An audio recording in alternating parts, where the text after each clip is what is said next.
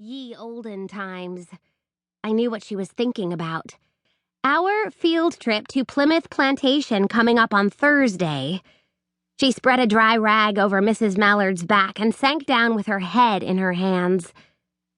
"They have dirt floors there, Clementine," she mumbled through her fingers. "We saw a video Friday. Dirt! The pilgrims swept them every morning as if that would make them less dirty. Those Ye Olden Times people were insane." Margaret raised her head and gave me a hopeful look. "Hey, you like getting dirty. You be my partner on the trip. If we have to touch anything that looks filthy, you do it." "Oh, all right," I said it in a draggy voice and added a tragedy sigh, although secretly I was happy. I do like getting dirty. But then you have to protect me from the eating sounds, people. Ever since we had learned that the 3rd and 4th graders were going to have lunch together on the trip, Margaret had been reminding me that the 4th graders didn't allow any eating sounds.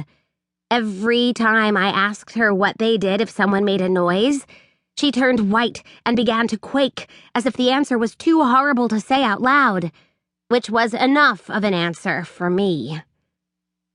Margaret thought about it. "If you make any sounds, there's nothing I can do to save you," she warned. "But I can teach you what to pack for lunch so you can do silent eating. Deal?" I held out my hand so Margaret could air shake it, the way she invented, so she wouldn't feel crawly with germs.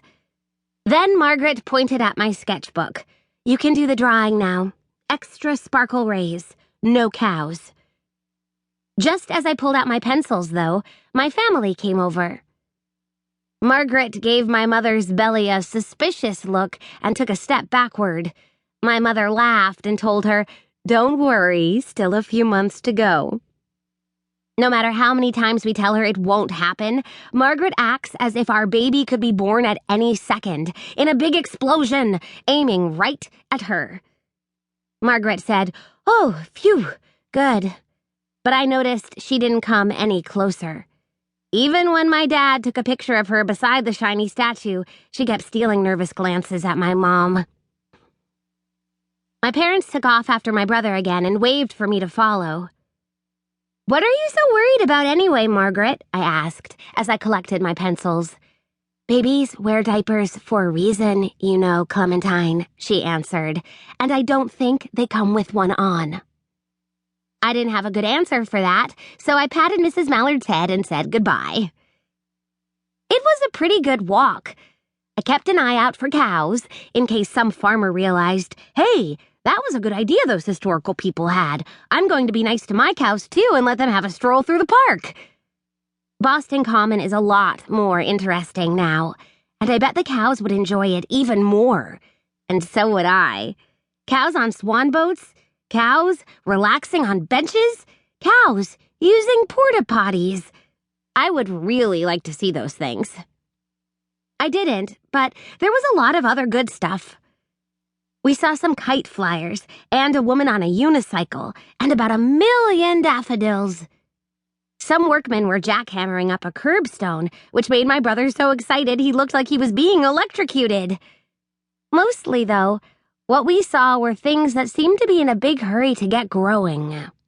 Pink flower buds were bursting out of branches. Neon green grass blades were zipping up through last year's tired brown stuff. And around each oak tree, dozens of little seedlings were shooting out of the acorns that had dropped in the fall. And that reminded me. Last fall, I'd planted a couple of apple seeds behind our building. I hadn't checked them since the snow had melted. As soon as we got home, I went out back to the brick wall I'd built to protect my tree when it grew up. The ground inside was covered with leaves, but when I carefully brushed them away, guess what I found? A sprout! A real, live sprout with 2 sets of leaves. I ran inside. "It's born! It's born! It's born! It's born!" My dad shot a worried look at my mom, and my mom clapped her arms over her belly, as if they were both afraid that whoever was in there would hear me and decide to get itself born now, too.